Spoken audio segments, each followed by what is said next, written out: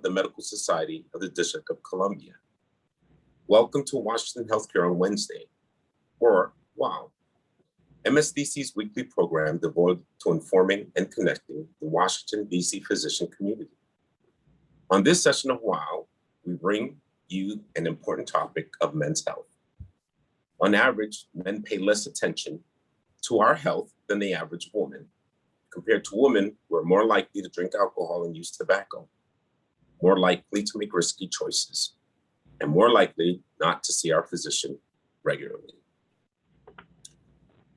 We have Doc Winston, a urologist at the Mid-Atlantic Permanente Medical Group. Welcome to you, Dr. Winston. Can you introduce yourselves to the group? Thank you, Dr. Emanuel. Hi, everyone. My name is Doc Winston. I am a urologist who is do a lot of work with men's health and underserved and underrepresented populations. And I'm happy to join everyone today for this important discussion. Okay, thank you, Dr. Winston. Tell me, what factors contributes to men declining health? I think that, you hit the nail on the head. A lot of the factors that contribute to men having suboptimal health are a lot of societal factors, such as men generally do not go to the doctors as often as women. Some of that has to do with societal expectations, the He-Man complex that, I don't need to work, I don't need to go to the doctor. This little ache and pain will go away, or they're just too busy. Another factor that can contribute to men's health not being as good as it could be is some of the other behavior that men tend to engage in more than women, such as more alcohol abuse, which is basically having more than 2 drinks at a sitting. Also, increased drug use, and those things together just becomes a perfect storm that really leads to increased rates of heart disease, diabetes, and death. Do you think as the different generations are maturing, do you think there's a change? Have you seen a change? Are younger men recognizing that they must pay more attention to their health rather than their car, so to speak? I think that there's some generational change. I think that particularly, with the use of social media, also with this paradigm shift of men being encouraged to speak up more and recognize their feelings and their emotions, that I would expect that the Generation Z and the millennials, as they age, that there may be some differences in the way that they engage their healthcare. But also, I think a factor that we need to keep in mind is that some of this is socioeconomic. I think that, let's say, in a region like ours, in Washington, D.C., with this setting, that men are socialized a little bit differently, and I think that they will, those changes will prompt them to be more engaged with their healthcare. But I think that I don't expect it to be a significant shift. I think that, as men get older and they get more responsibilities, that some of these behaviors are just hardwired. And I think that that's where us as healthcare professionals will need to come up with some creative solutions to increase those channels and to get men to pay attention more to these areas. All right, so I'm glad you said that. Let's stay there for a minute. How can we as physicians break through the lack of awareness, the inadequate health education, the unhealthy work habits, the tendency not to seek help? How do we break through that and help that population engage more? I think that's a $1 million question, but I think that it has to be a downstream and an upstream approach. In terms of downstream, if when men come into our offices, I think that we need to just ask, like those questions. I think we all get busy, but we need to, even we're specialists and they're coming in, if guys are coming in to see us, I think just taking a minute or two just to ask about like how is stress in your life? Are you eating okay? Just to like ask those questions so that at least men can start thinking about it, or if they're having questions about it, you can direct them into different places. Also, I think that another another tactic would be actually videos like this, because a lot of men will the men who do care about their health, they may not want to actually engage the healthcare system and traditional channels. They may be Googling, and you can there's data that shows that people are going to WebMD and or Reddit to get like their medical advice, and I think that we need to be present in those channels so that we're hopefully providing good information to men, and then hopefully if they see us and hear from us or see our names, it may attract them to come see us in person or even on a video visit. And then a final tactic to consider is that if men are not coming into the centers, chances are their spouses are. And I think when their spouses come, that just asking a side conversation, just maybe once a year, saying, "Oh, how is your spouse? Are they getting their regular checkups?" And then that spouse will go to their husband and then get them into the office. I know in my practice, I have a lot of men that come in, and when I ask them like, "How did you decide to come today?" A very common answer is, "My spouse made me come or made this appointment for me." So I think those are just some tactics to consider. I would agree with you. Thinking innovatively and outside the box. I take the opportunity when I see pregnant women to, especially at the time of a tetanus shot, to invite their husband, especially if they're a Kaiser member. And I take the opportunity to vaccinate them as well if there's a gap. I also then take that opportunity to stress the importance of them seeing their physician on an annual basis. On that same note, moving with age, tell me, what health issues come with age and what can be done to prevent or mitigate some of their effects? Sure. So for men, I think that the two, as a urologist, the things I typically see the most are one, enlarged prostates, and then two, erectile dysfunction. In terms of enlarged prostates, a fun fact is that every man's prostate will begin to grow again around the age of 40. And as that prostate grows, it will change the way people urinate, and they may find that they're urinating more often. They may find out that your urinary stream is not as strong as it used to be. For the more severe cases, men may find that they can't urinate, or they begin to develop urinary tract infections or see blood in their urine. And when those things happen, it can be, it can be distressing for a lot of guys.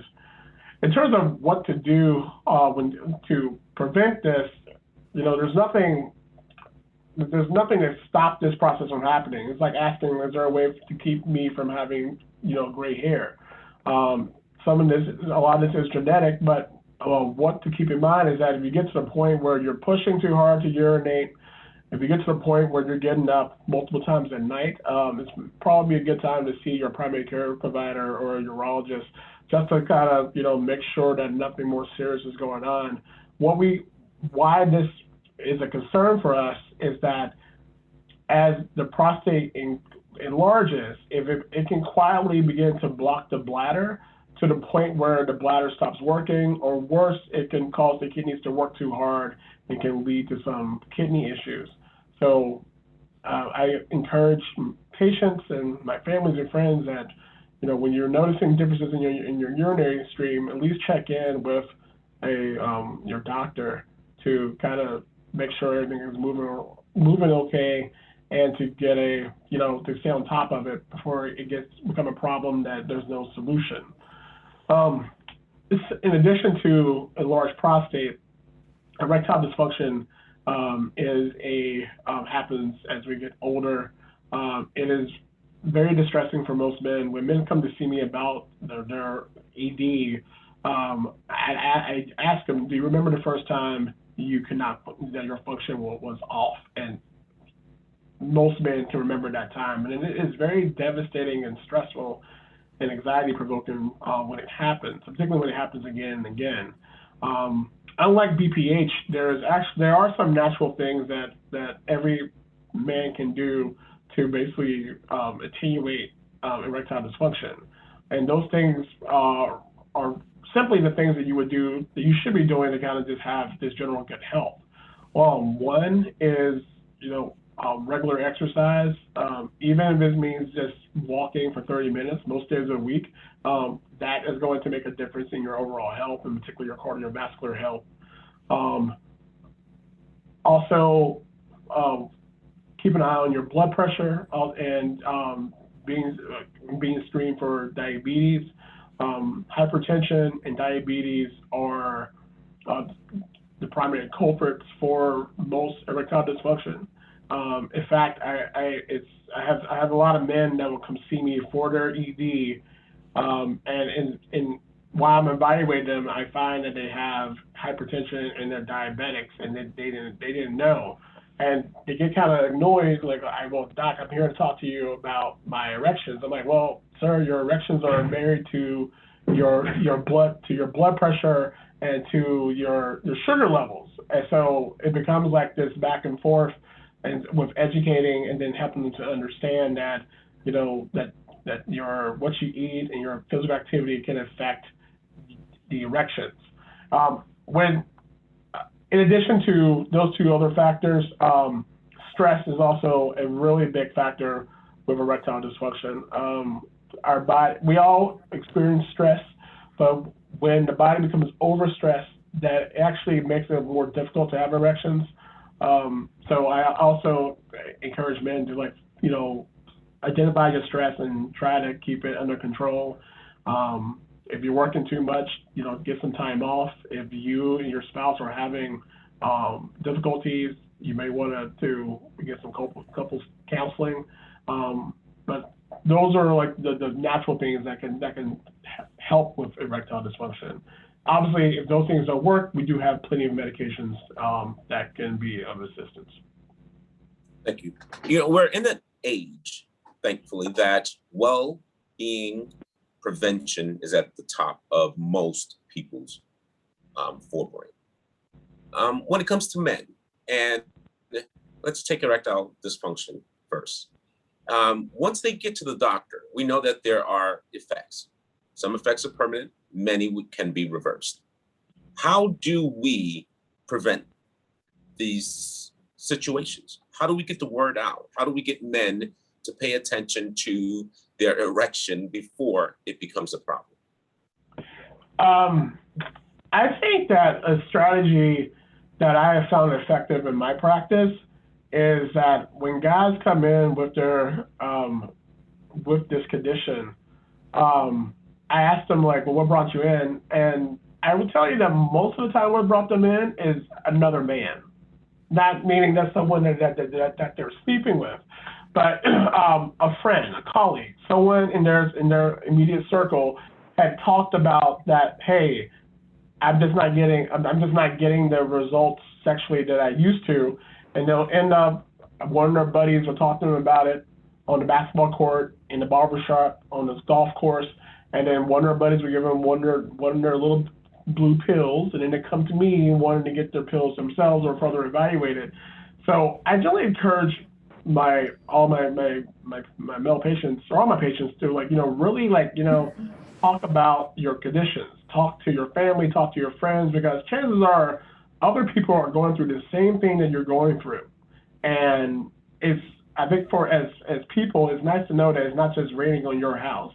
Also, it's nice to know that other people have gone through something similar and they have survived it. I think that gives you some perspective, gives you hope, and it actually ultimately gets you into the doctor's office to take care of the problem.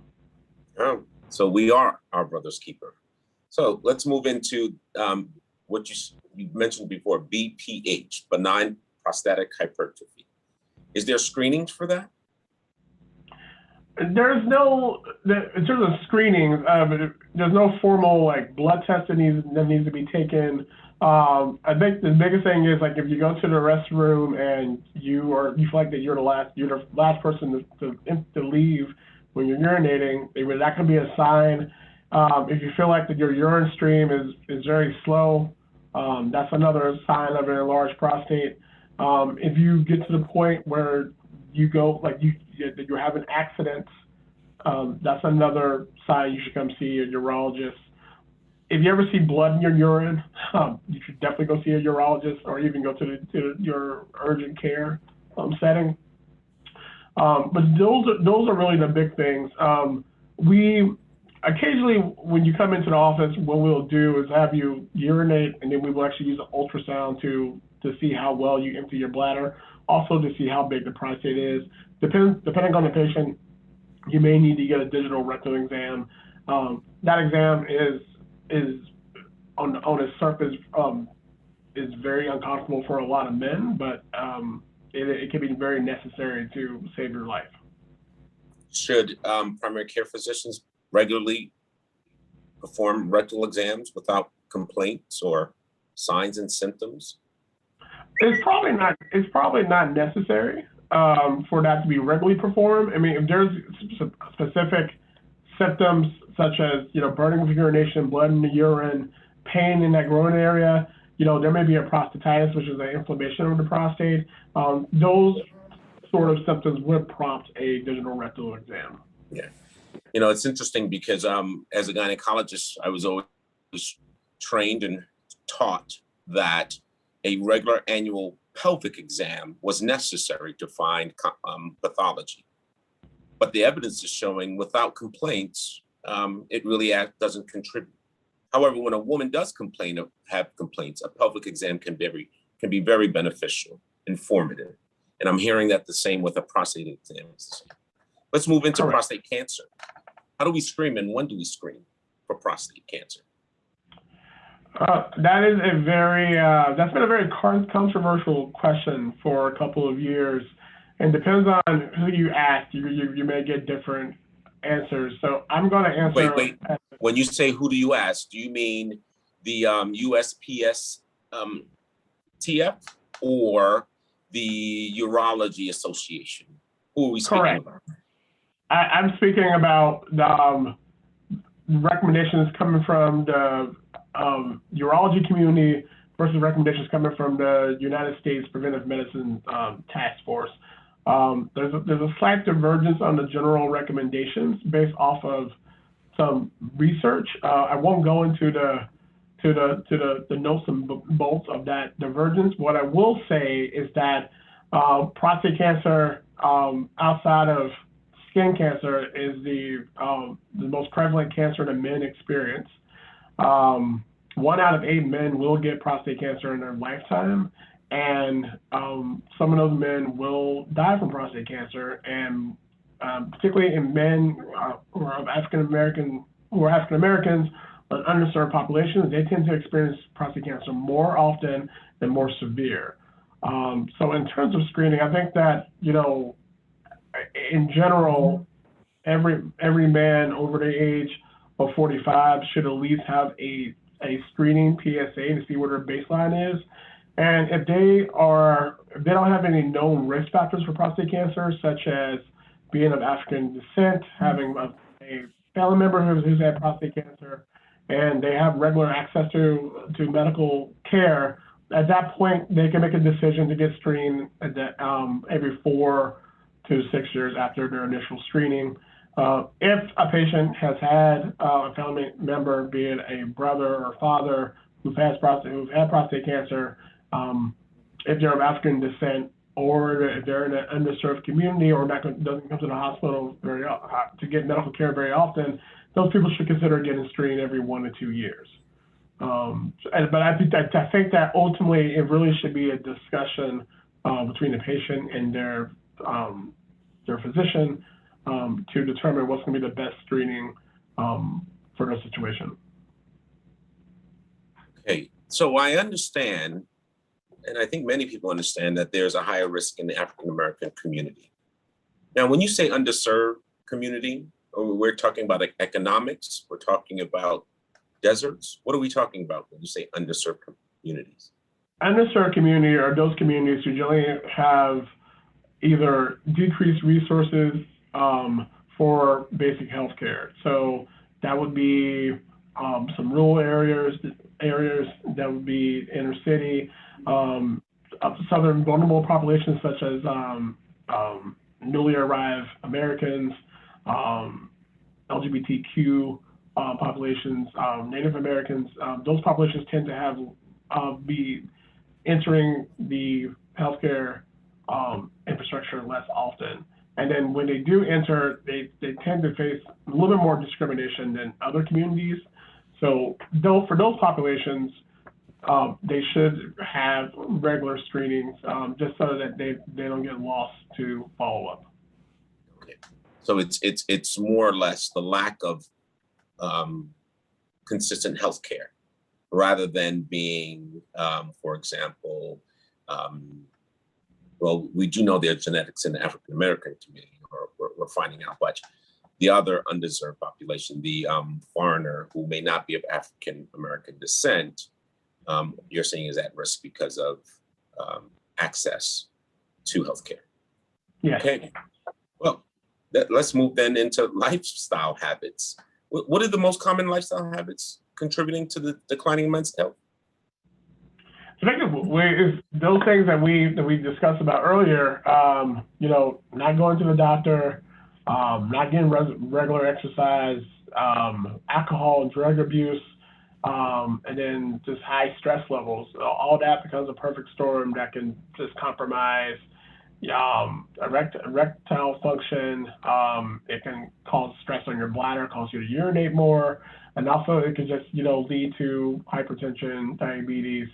And then it can lead to depression.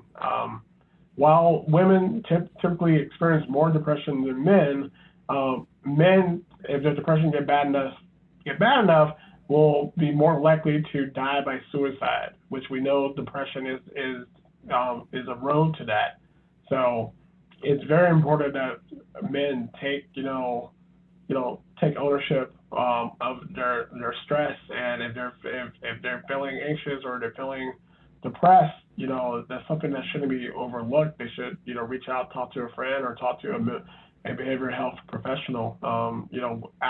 Since COVID, it's been a little more difficult to get access to professional health professionals. So even talking to someone you trust, or for some people even going on going to social media can be helpful, just to kind of find an outlet to really engage and talk about their feelings and emotions, because those things can really just overall have a major impact on the general health. Are there resources for men to, i.e., screen for stress or other mood disorders? There's a couple. I will let our behavioral health colleagues follow up with that. But there's if you talk with your primary care doctor, that can be an easy first step, and they can help direct to resources that may be available in their specific area. When men present to you with erectile dysfunction or BPH, do you encourage them to be screened? Is there a screening that takes place for depression or stress, overall well-being?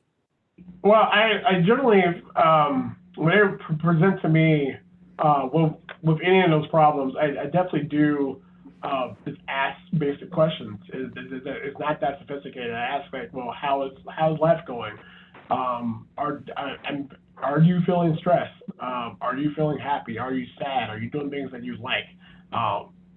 You'd be surprised that when you ask those direct questions, patients will answer. They will answer truthfully.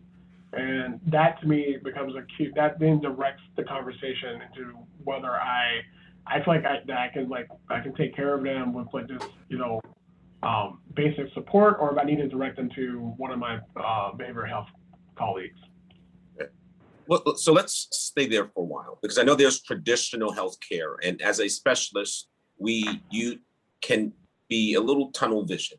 So for those people who are connected to larger systems, or those who are just in more of a larger private practice but not multi-specialty, what would you say to them, or how would you advise that men should be screened regularly in, for example, a urologist's office for depression or anxiety? Well, if you want something formal, then there are screening questionnaires, and that most of us have moved to electronic medical records, and most of those records have built-in screening questionnaires for depression, for anxiety, for a myriad of health conditions. So I would recommend checking to see what you have available in your electronic medical record. Also, I just think that I think that it just is good practice to just have in your armamentarium of clinical resources to have a behavioral health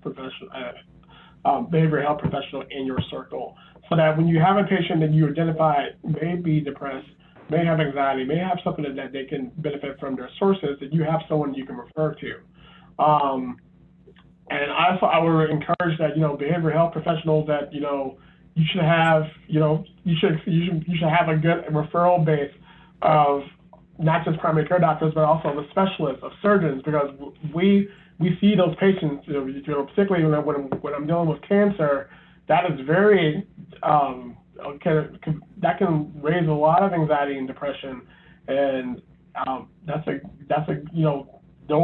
the kind of care that they need for that area is at times outside of our expertise as surgeons or primary care doctors, and they really do need the help of a behavioral health professional. So, it's interesting what I'm hearing is that yes, the urologist is a very specialized field, but there's a lot of primary care there, and I think when men present with erectile dysfunction or BPH, is there an opportunity to develop a relationship with the psychiatrist or the psychologist, social worker, where patients are referred because of anxiety or depression? I have in my professional circle.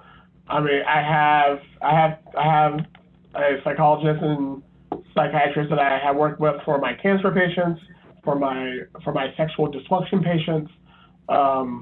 That I just know they have the expertise in that area, and my patients are going to benefit from. And I actually end up we end up developing a action plan together, because, for example, I have a lot of young patients who are under 40 with erectile dysfunction, and for the most erectile dysfunction in that population, it is psychogenic, meaning that it is nothing organic. It's nothing from like having high blood pressure or diabetes. It really is a lot of behavioral components to their dysfunction. So I will end up sending that patient to one of my colleagues in behavioral health, and then together, the three of us will develop an action plan that is a combination of medication, counseling, behavioral therapy, et cetera, so we can optimize the patient's outcome. And it's generally very effective, and the patient is very appreciative of that double-fisted assistance. Okay, thank you. Final question. In the creative thinking realm, what else can the urologist do to improve access to care, or improve lifestyle, improve inadequate health education or lack of awareness?